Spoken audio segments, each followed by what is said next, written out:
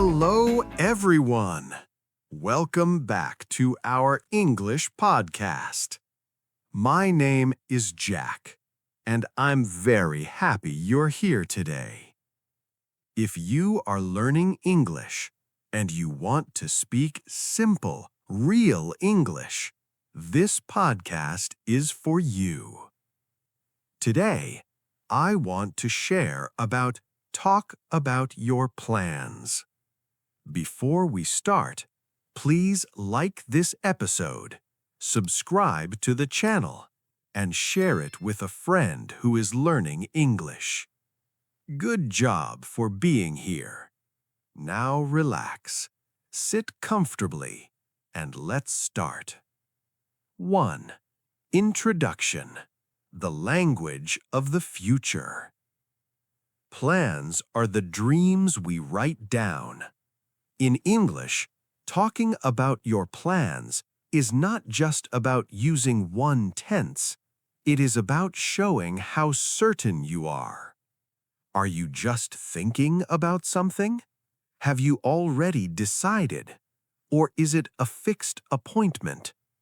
In this section, we will master the different ways to express your intentions, dreams, and schedules. This will make you sound organized and confident in 2026. Chapter 2. The Degrees of Certainty. 2.1. Understanding the Spectrum of the Future. When we talk about our plans, we are talking about things that haven't happened yet. But not all plans are equal. Some are just ideas in our head, while others are already written in our calendar. In English, we have a spectrum of certainty. This spectrum ranges from 10% certainty to 100% certainty. Choosing the right words tells your listener exactly how serious you are about your plan. If you use the wrong word, people might get confused about whether you are actually coming or just thinking about it. 2.2. Level 1. Low certainty, 10% to 40%, dreams and possibilities. At the bottom of the spectrum, we have things we might do. These are not plans yet, they are just thoughts. We use words like might, maybe, or perhaps. I might go to Japan next year. I am thinking about it, but I haven't checked the ticket prices yet. Maybe I'll start a YouTube channel. I'm thinking of moving to a new apartment. In 2026, we use these phrases when we are brainstorming or dreaming. It's okay not to be sure. It leaves room for change. 2.3. Level 2. Medium certainty, 50% to 70%, intentions. The next level is when you have made a decision in your mind. You haven't paid any money yet, but you have an intention. For this, we use going to. I am going to learn to play the guitar. We are going to save more money this month. She is going to quit her job soon. When you say I am going to, you are telling the world I have a plan. It is stronger than might, but it is still not 100% fixed. You can still change your mind without much trouble. 2.4. Level 3. High certainty, 80% to 100%, arrangements. At the top of the spectrum, we have fixed arrangements. These are plans that involve other people or money. You have an appointment, a reservation, or a ticket. For this, we use the present continuous, am, is, are, plus verb ing. I'm meeting my boss at 10 a.m. tomorrow. The meeting is in the calendar. We are flying to Paris on Saturday. We have the flight tickets. I'm seeing the dentist at 4 p.m. I have an appointment. When you use this tense, you are telling the listener this is definitely happening. Don't try to change it. 2.5. Practical comparison. Why the tense matters. Let's see how the meaning changes when we change the tense. I might have a party. I'm just thinking about it. Don't buy a gift yet. I'm going to have a party. I've decided to do it. I will send invitations soon. I'm having a party on Friday. The music is ready. The food is ordered and the guests are invited. See the difference? In 2026, clear communication is about being precise. Using the right degree of certainty helps you manage people's expectations. 2.6. Adding probably and definitely. To make your plans even clearer, you can add adverbs like probably or definitely. I'll probably be late, 75% certain. I'm definitely going to attend the wedding, 99% certain. I'm definitely not going, 0% certainty. Practice saying these words slowly. I will definitely be there. Chapter 3. Immediate and Casual Plans. 3.1. What are immediate plans? Immediate plans are the decisions we make right now in the moment. In English, we call these spontaneous decisions. You didn't wake up this morning thinking about it. The idea just came to your mind. For example, if you see it is raining outside, you might say, I think I'll take an umbrella. This is an immediate plan. For these types of plans, we almost always use will or the short form I'll. 3.2. Using I'll for quick decisions. In 2026, natural English is all about contractions. Instead of saying I will, native speakers say I'll. It sounds much more casual and fluent. Let's look at some daily life examples. At a restaurant, I'm not sure what to eat. Okay, I'll have the grilled chicken. At home, the phone is ringing. I'll get it. With friends, it's getting cold. I'll close the window. Notice how these are not long-term goals. They are reactions to what is happening around you. Practice saying it slowly. I'll do it now.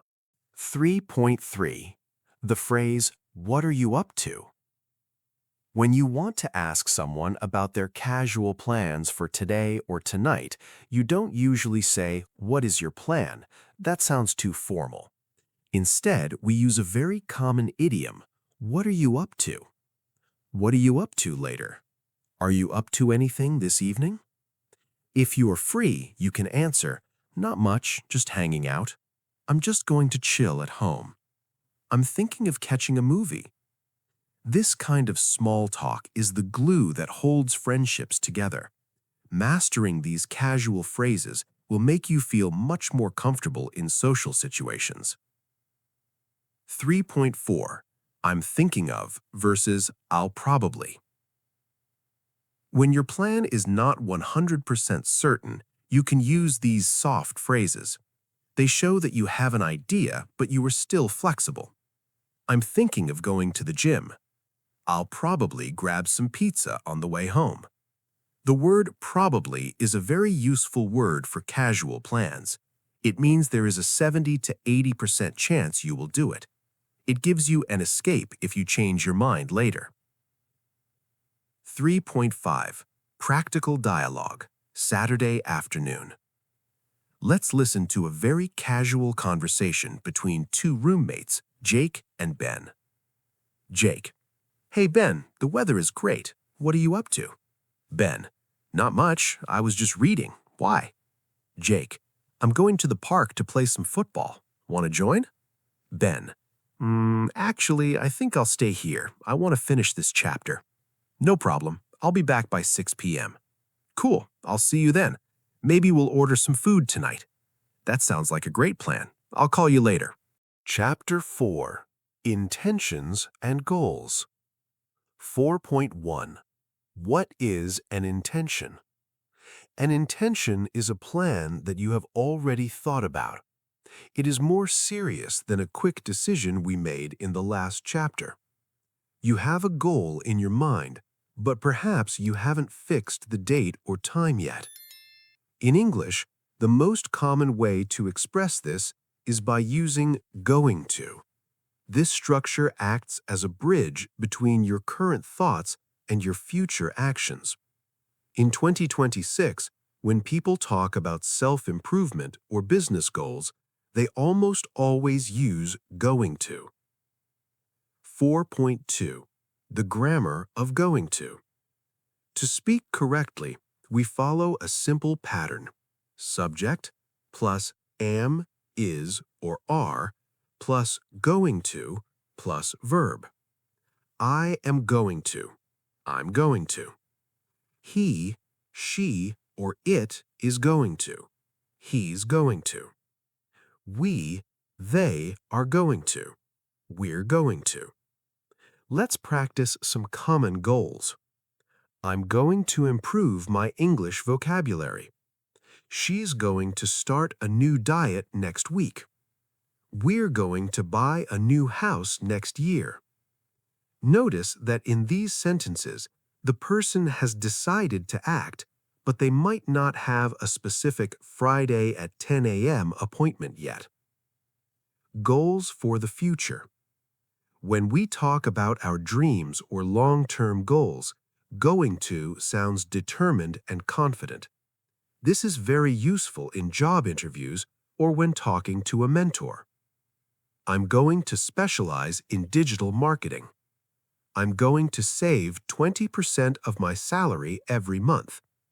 I'm going to learn how to code in Python. If you want to sound even more formal, you can use phrases like I intend to or I plan to. For example, I intend to expand my business to other cities.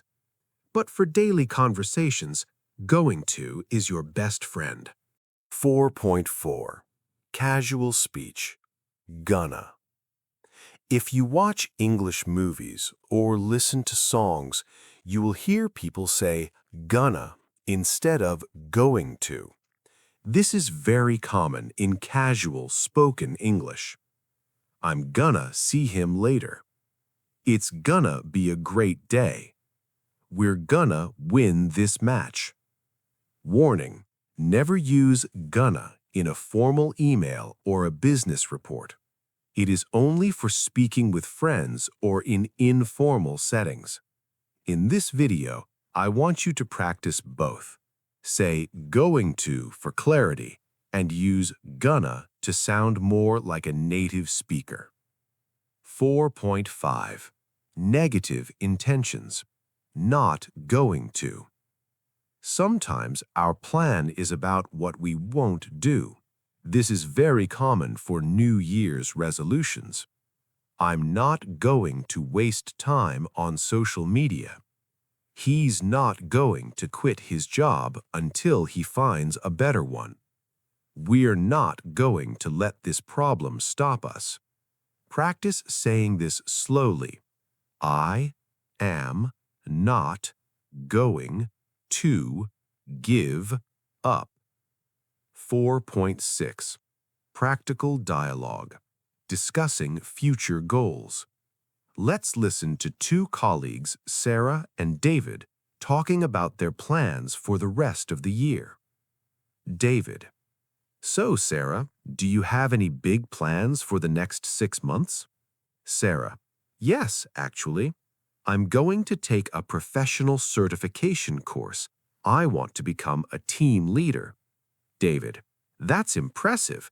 Are you going to study online? Sarah: Yes, I'm gonna do an evening course so it doesn't interfere with work. What about you? David: I'm not as ambitious as you. I'm just going to focus on my health. I'm going to join a gym next month. Sarah: That's a great goal too. We're both going to be very busy then. Chapter 5. Fixed Arrangements. 5.1. What is a fixed arrangement? In the previous chapters, we talked about dreams and intentions. But today, we're moving to the highest level of certainty: fixed arrangements.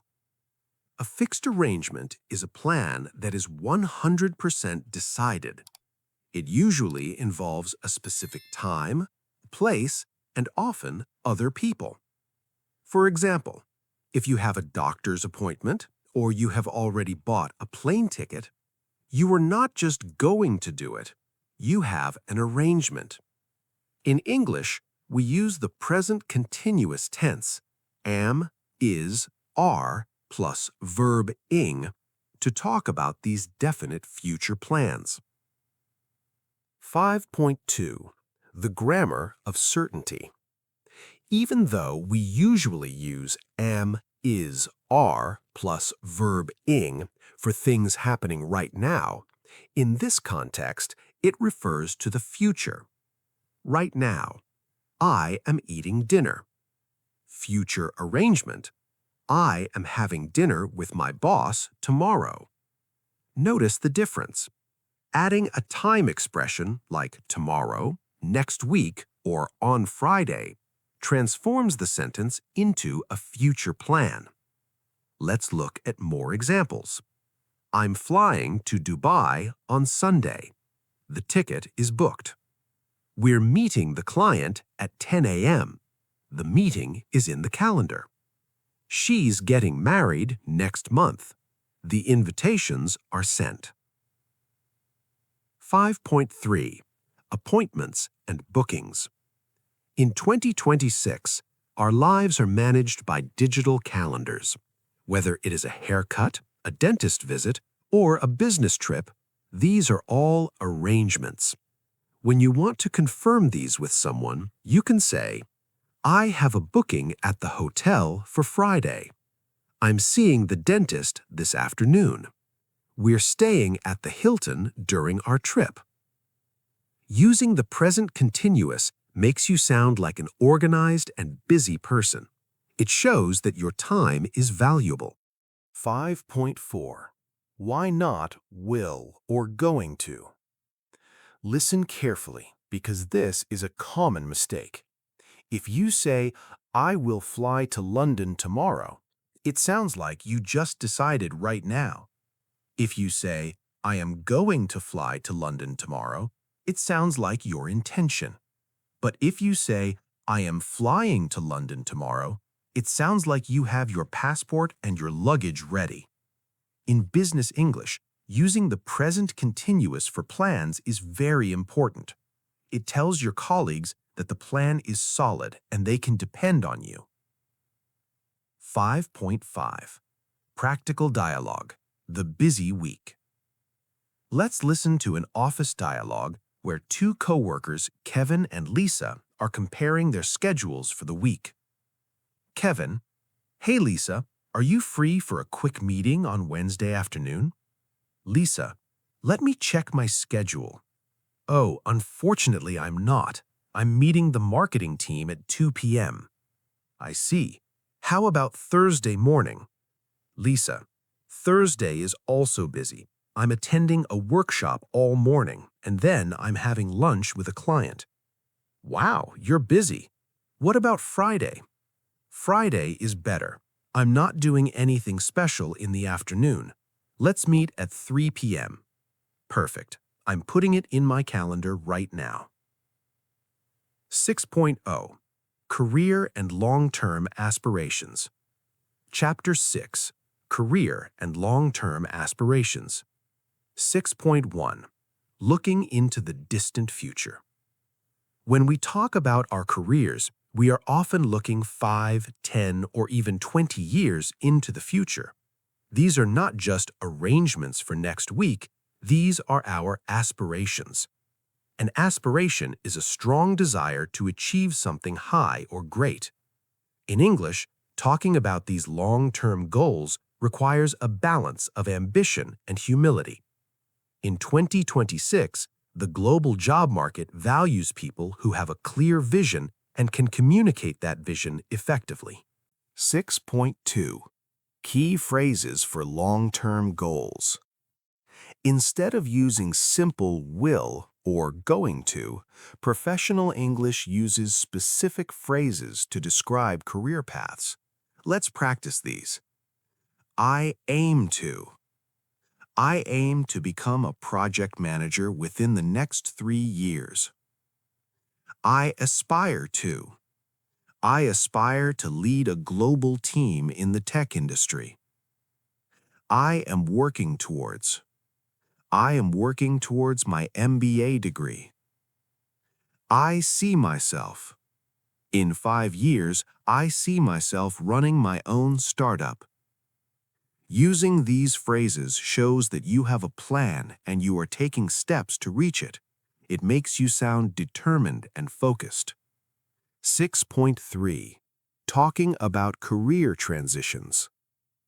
Many people in 2026 are changing their career paths. If you are planning to switch fields, you need to explain your plan clearly. I am planning to transition into the field of data science. I intend to pivot my career toward environmental sustainability. I am upskilling myself to stay relevant in the changing market. The word upskilling is very popular now. It means learning new and more advanced skills to do your job better or to get a better job. 6.4. The 5-year plan question. In almost every job interview, you will be asked, where do you see yourself in 5 years? This is a question about your plans. Here is how you can answer it. In 5 years, I hope to have mastered the skills required for this role and moved into a more senior position. I plan to contribute significantly to the company's growth while expanding my own expertise. I see myself as an expert in this industry, mentoring new employees. Avoid saying, I don't know, or I want to be the CEO, unless you really mean it. Aim for a balance of personal growth and value to the company. 6.5. Practical dialogue. Talking to a mentor.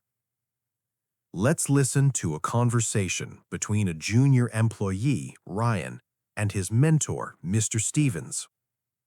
Ryan: Mr. Stevens, I've been thinking about my future. I aim to get into a leadership role someday. Mr. Stevens: That's a great goal, Ryan. What are you doing to work towards it? Ryan: I am planning to take a leadership course next semester. Also, I aspire to manage a large-scale international project. Mr. Stevens: That's ambitious. Are you intending to stay in this department or move to headquarters? Ryan: I see myself moving to headquarters eventually, but for now, I intend to gain more experience here. Mr. Stevens: Sounds like a solid plan. Keep upskilling and you'll get there. 7. Practical dialogue. Planning a weekend. Chapter 7. Practical dialogue. Planning a perfect weekend. 7.1. Introduction to the scenario. Planning a weekend is one of the most common things friends and families do together. It involves making suggestions, negotiating choices, and finalizing a schedule. In this chapter, we will listen to 2 friends, Liam and Maya, as they try to decide what to do for the upcoming Saturday and Sunday. Pay attention to how they use going to for intentions and the present continuous for fixed plans. Liam is more spontaneous, while Maya likes to have everything organized. 7.2. The dialogue. Slow and natural. Hey, Maya. Hard to believe it's already Thursday. Do you have any plans for the weekend? Hi, Liam. Actually, I do. I'm meeting my sister for brunch on Saturday morning. We haven't caught up in weeks. What about you? I don't have anything fixed yet. I think I'll probably just head to the beach if the weather stays like this. Want to join after your brunch? That sounds tempting, but I'm going to spend the afternoon doing some grocery shopping and cleaning. My apartment is a mess. Fair enough. But what about Sunday? We're supposed to have a clear sky all day. On Sunday, I'm attending a yoga workshop at 10 a.m. It ends at noon. I'm thinking of trying that new vegan cafe afterwards. Would you like to come along? I'm down for that. I'll meet you outside the yoga studio at 12:15. Should I book a table? Yes, please. It gets really crowded on Sundays. So it's a plan. Saturday is for chores and Sunday is for relaxation. Perfect. I'll text you on Saturday evening to confirm the time. Have a great brunch with your sister.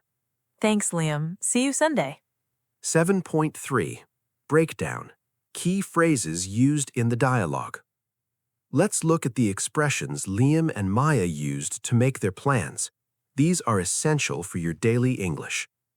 I'm meeting. Maya used this because her brunch with her sister is a fixed arrangement. She has already talked to her sister about it.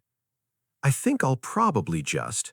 Liam used this because his beach trip is a spontaneous thought. He hasn't committed to it 100% yet. We're supposed to. This is a great way to talk about something that is expected to happen, like the weather or an event. I'm down for that. This is a very popular 2026 slang. It simply means I agree or I want to participate. It's a plan. Use this at the end of a conversation to confirm that you both have agreed on what to do. 7.4. Negotiating plans. Sometimes people don't agree on the first plan. Here is how you can suggest an alternative politely. Instead of the beach, how about we go to the museum? I'd love to, but I'm a bit busy on Saturday. Can we do Sunday instead? That's a bit expensive. Do you have a cheaper alternative in mind? Being able to say no to a plan while suggesting a new one is a vital social skill in English. 8. Talking about holiday plans. Chapter 8. Talking about holiday plans. 8.1. The excitement of a vacation. There's nothing more exciting than planning a holiday. In 2026, traveling has become more about experiences and less about just visiting places. When we talk about our holidays, we use a mix of intentions, what we want to do, and itineraries, the fixed schedule. Talking about your vacation is also a great way to build social connections. Everyone loves to hear about travel. In this section, we will learn how to describe your destination, your activities, and your preparations. 8.2. Describing your destination. When someone asks, "Where are you going for your holidays?" you should be able to describe the place with colorful adjectives. I'm going to a tropical island. We're planning a trip to a bustling city. I'm headed to the serene mountains for some peace and quiet. Using words like serene, bustling, or picturesque makes your English sound much more advanced. 8.3. Discussing the itinerary. An itinerary is a detailed plan for a journey. When you talk about your trip, you can use the present continuous because these are usually fixed arrangements. On the first day, we're arriving in Paris and checking in to our hotel. On Monday, we're visiting the Eiffel Tower and taking a boat cruise. The next day, we're exploring the local museums. When you use the word explore, it sounds more adventurous than just saying visit. It shows you want to discover new things. 8.4. Travel preparations. A lot of work goes into a holiday before you even leave your house. You can talk about these preparations using going to. I'm going to renew my passport this week. We're going to pack our bags tomorrow night. I'm going to exchange some currency at the bank. Don't forget to mention your bucket list. A bucket list is a list of things you want to do before you die, or simply things you must do during this specific trip. Seeing the northern lights is on my bucket list. 8.5. Practical dialogue. Planning a summer trip. Listen to this conversation between two friends, Chloe and Sam. Sam, have you decided where you're going for the summer break? Sam, yes, we're going to Bali for 10 days. I've already booked the flights. That's amazing. Are you staying in a resort? Actually, we're staying in a private villa near the beach. We're planning to do a lot of surfing and hiking. I'm so jealous. What's your itinerary like? Well, on the first day, we're just relaxing by the pool. Then we're taking a guided tour of the temples. I'm really looking forward to the local food. I hope you have a fantastic time. Make sure to take lots of photos. Thank you for listening. Keep practicing every day. This is Jack. See you in the next episode. Goodbye.